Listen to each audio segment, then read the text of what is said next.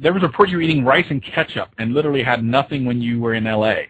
Now, this happened, I think, like a week after you were on with us, and I had no idea that apparently you had no cash, really nothing to your name.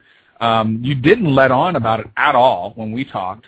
Were you like crashing on someone's sofa till UFC 104? How did you support yourself? How were you going day to day? I still had my apartment, but like if something would have gone on and if something would have happened and the fight would have happened, have gotten canceled for some strange reason, I would have been evicted 6 days later. Like there was no rent, there was no electricity, nothing was going to happen. I was still at home, but I really had nothing. And the reason why I didn't tell anybody, I didn't want the word to get out, is because I didn't want Duke to know.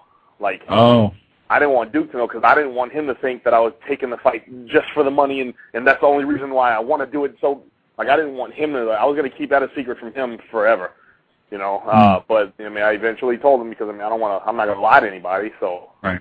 The word got out. We had to talk about it. I told him I was sorry. I'd never do that again. But things. It got kind of scary. Maybe 2 weeks before the fight. Yeah, man. Thanks, man. And that's what I was saying. I was like, I could call Mom. I could ask someone, but then at the same time, how hard are you gonna work for something if every time you hit, you get in trouble, somebody catches you, right? Right. I mean, that's how I had to look at it. I had to look at it as I've got to get in. I have to win this fight. I've got, like, from a financial standpoint, from a 30-year-old male standpoint, I really have no choice. Right. I mean, I could have called everybody in the world and, been totally like fine and taken care of, but I didn't want that comfort. I had to I was like, you know what? I did something to put myself in this position. I've got to work my way out of this position. So that's how that went. Yeah, no. Wow. Duke just called me. He's like, hey man, I've got some good news, and I'm thinking he's got good news. They really liked my fight, and maybe a lot of people saw it, or just I've got some good news. They, I saw Joe Silva says he likes your shorts. I mean, just something, anything, I've got some. He said it real calm and cool. He was like, hey man, I've got some good news. I'm like, they were studies like, you won a bonus. And I'm thinking, all right, they give, because I know UFC gives bonuses out. I was like, okay, well maybe I just did a good job. They really liked it. Yeah. Yeah, but when he told me what bonuses I won, I couldn't register that. I couldn't even imagine what that meant. Wow. For days, I didn't even jump up and down. I was like, what? I don't even know what you're talking about, man. And it wasn't until Tuesday when I got back home that I got a knock on the door at 9 a.m. and I had a envelope, special delivery, delivered to me. Wow. I opened it up, and when I saw it, I was like, what? Wait, they weren't joking, man.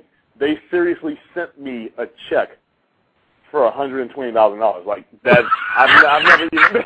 They seriously sent me a check for $120,000. Hey, yo, man, I wrote to Joe Silva. I was like, yo, okay, all right. If this is an April Fool's joke, let me know because I'm about to jump up and down and take all my clothes off and run through the street naked. I was like, so you need to before I go and make a fool of myself, man. And they said it's real, man. It was real. What was it like going to the bank and depositing a $120,000 check? Oh, man, this is my favorite story out of my entire career stories. This is my favorite story of all time. I walk into the bank with a sweaty now I'll start from the beginning. You have a minute? Here we go. I walk outside to get my car, and my car doesn't start. My truck doesn't start.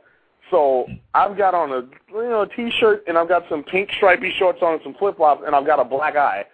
So I've got to, go stand in the street and try to flag people down, and I'm sweating. I got to try to flag people down with a black eye and sweat marks to try to give me a jump. So I finally get this guy. He finally stopped and like, hey, what's going on? I was like, yo, man, I've got $120,000 in my pocket, man. Can you give me a jump? Yeah, man, I'll give you a jump. I was like, thanks, man. And then he gives me the jump. I'm sweating. I look like, what it looked like? It looked like, hey, man, can you help me jumpstart this car that I'm trying to steal right now? That's what it looked like. I go to the bank. Ask the lady, I'm sweaty, I've got the black eye, my hair, I haven't shaved in a few days, man. I'm strung out because I haven't slept, so I've got green circles under my eyes. And I'm like, can I have a deposit slip, ma'am? She gives it to me, I fill it out, and I hand it to her. She looks at the deposit slip and the check, then looks at me and says, excuse me, I'll be right back. I'm like, I expected that, go ahead. So she goes into a back room, and then a manager comes out, a guy in a suit comes by, and he sits down and says, well, what seems to be the problem? I was like, well, I've got a black eye. I mean, that's the only problem I can really think of. I mean, I know this really looks ridiculous. So he looks at it, asks me for my ID. I hand him my license, and he's like, oh, I see what the problem is. I'm like, oh, what's that? He's like, your license says Patrick Barry. And I was like, right, that's me. I'm Patrick Barry. Right. He's like, but this check was written out to Pat Barry. Oh, so God. I decided to be funny, and I was like, yeah, Pat Barry's in my trunk right now. He's like, yeah, Pat Barry's in my trunk right now. Ha ha. And he didn't laugh, and I was like, oh, that wasn't funny. I'm sorry. That wasn't. So, yeah, I told him, I was like, take your time, man. Whoever you need to call or whatever you need to do, I have nowhere to go, man. I was like, and as a matter of fact, I probably can't leave anyway because my truck won't start when I go outside. So you can just, do whatever you need to do. And, maybe an hour later, he came back, and everything was fine, and it's in my bank account now.